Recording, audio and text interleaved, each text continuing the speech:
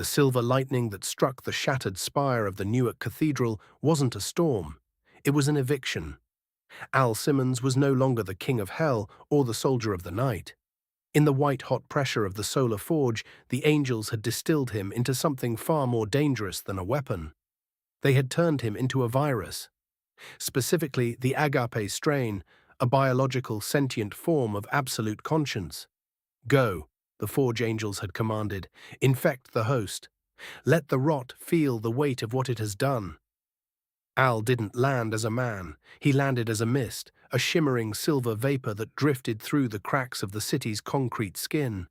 He was a predator of shadows, drawn to the highest concentrations of human debt.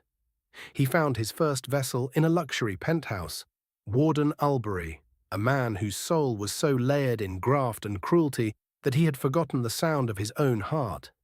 The infection was silent. It entered through the warden's pores, settling into his neural pathways like a cooling frost.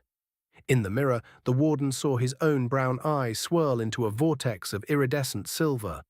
He tried to reach for his phone to call his fixers, but his hand, moved by a will that wasn't his, refused to dial. Instead, Al's presence forced the warden to watch his own memories of the inmates he had broken. For the first time in decades, the warden felt the phantom pain of every lash he had authorized. "What are you?" the warden gasped. "I am the debt collector," Al's voice echoed in the man's mind. But the infection hadn't gone unnoticed.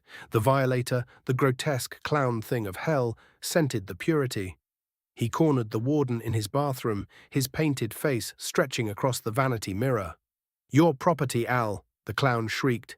"Malebolgia wants his bug back." To save the host from being torn apart by the demon, Al did the unthinkable. He stopped the warden's heart.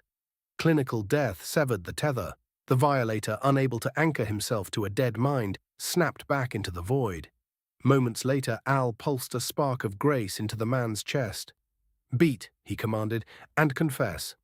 The warden, gasping for air and weeping with a newfound clarity, hit send on a full digital confession to the district attorney.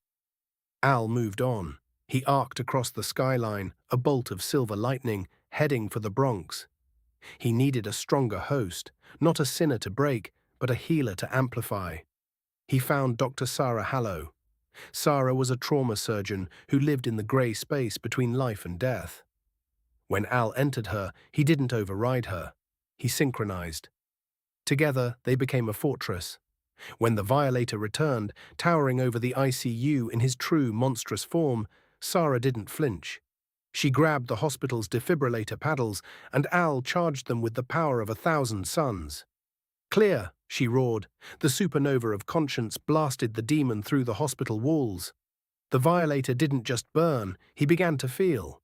The weight of his own malice turned him into a shivering, naked man-thing, weeping at the beauty of a stray cat's heartbeat. But hell's response was a purge.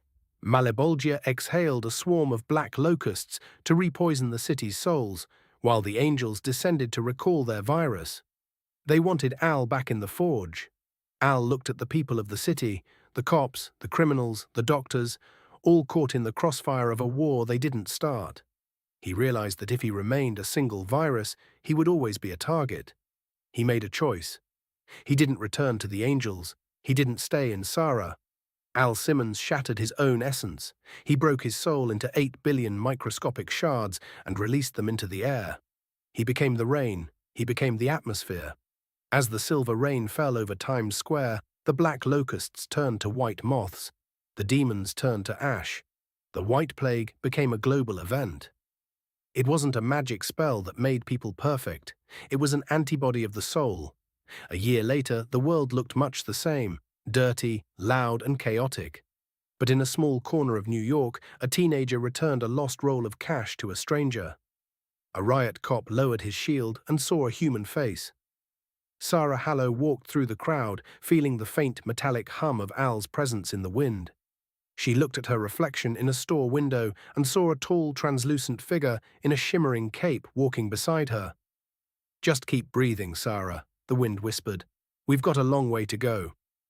The silver heartbeat of the world pulsed once, twice, and settled into a steady, quiet rhythm of hope.